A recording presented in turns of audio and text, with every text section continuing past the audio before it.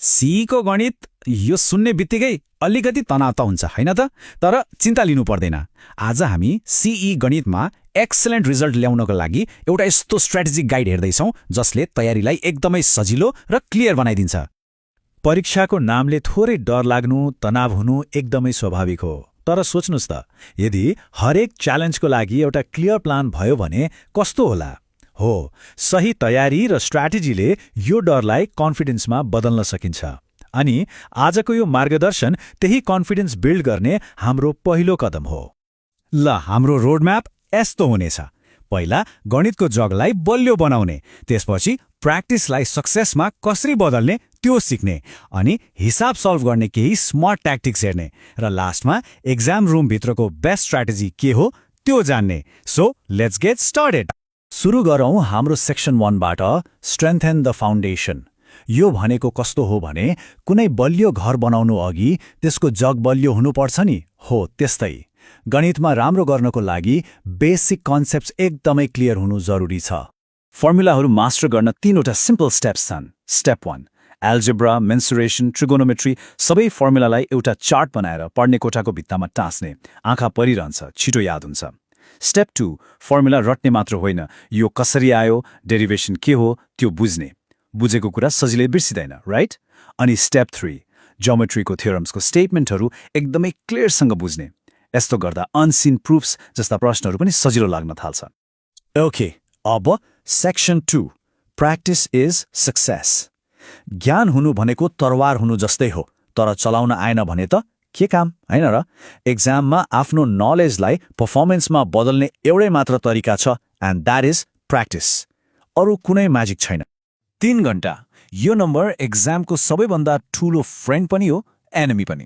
किनभने real एक्जामको feel लिनु छ भने हरेक मोडल सेट यही 3 घण्टाको टाइम लिमिटभित्रै सक्ने प्र्याक्टिस गर्नुपर्छ, नत्र एक्जाम हलमा टाइम नपुगेर जानेको क्वेसन पनि छुट्न सक्छ।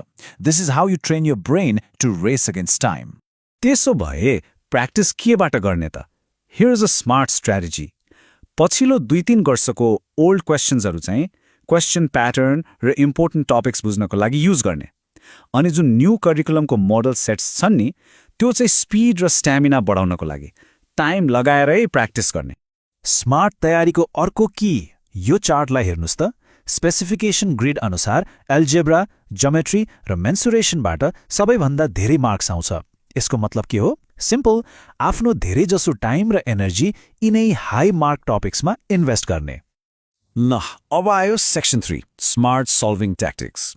कहिले सोच्नु भएको छ कोहीले कसरी यति छिटो र एक्युरेटली सल्भ गर्छन् भनेर? It's not just about knowledge, उनीहरूले केही स्मार्ट ट्रिक्स युज गर्छन्। अब हामी त्यही ट्रिक्सहरू हेर्छौँ। उफ, यो त हामी सबैको कहानी हो, होइन र? एउटा सानो क्याल्कुलेसन एरर, एउटा प्लस माइनसको गल्ती र पुरै आन्सर गलत, सबै मेहनत पानीमा।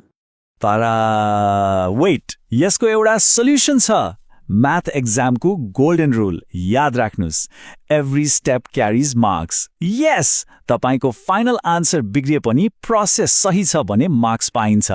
त्यसैले कहिल्यै पनि आन्सर डाइरेक्ट नलेख्ने, स्टेप बाई स्टेप क्लियर देखाउने।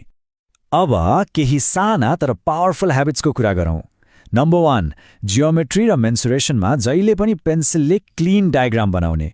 आधा प्रब्लम त्यही सल्भ हुन्छ।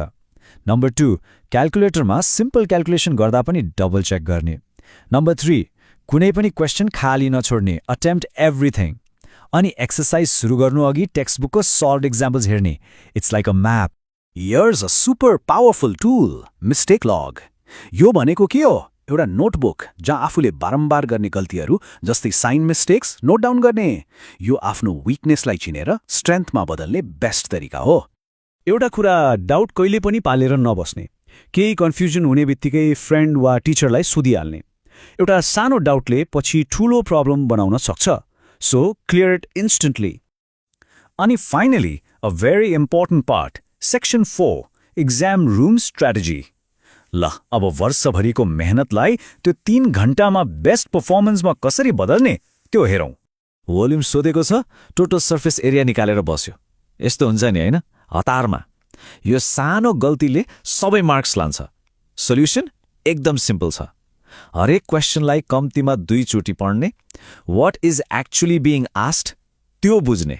अब एन्सर सिटको निटनेसको कुरा, मिस्टेक भयो भने अग्रेसिभ तरिकाले केयरमेट गर्ने होइन, जस्ट अ सिंगल होरिजोन्टल लाइनले काट्ने। क्लिन एन्सर सिटले एक्जामिनरमा पोजिटिभ इम्प्रेसन पार्छ। एक्जाम हलभित्र time management is the real game. Strategy यस्तो छ, गाह्रो क्वेसन आयो, don't get stuck, mark it, skip it and move on. पहिला सबै आउने क्वेसन सल्भ गर्ने, टाइम बच्यो अनि बल्ल त्यो स्किप गरेको क्वेसनमा फर्किने। This strategy will maximise your score for sure. अनि यो फाइनल क्रुसियल टेप, जहिले पनि लास्टको 10 मिनट रिचेकिङको लागि बचाउने। यो 10 मिनट भनेको सेफ्टी नेट हो।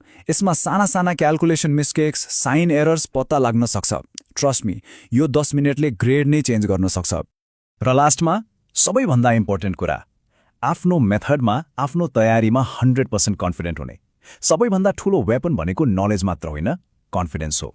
राम्रोसँग प्रिपेयर गर्नुहोस्, स्मार्ट प्र्याक्टिस गर्नुहोस् र फुल कन्फिडेन्सका साथ एक्जाम दिनुहोस्। सफलता निश्चित छ।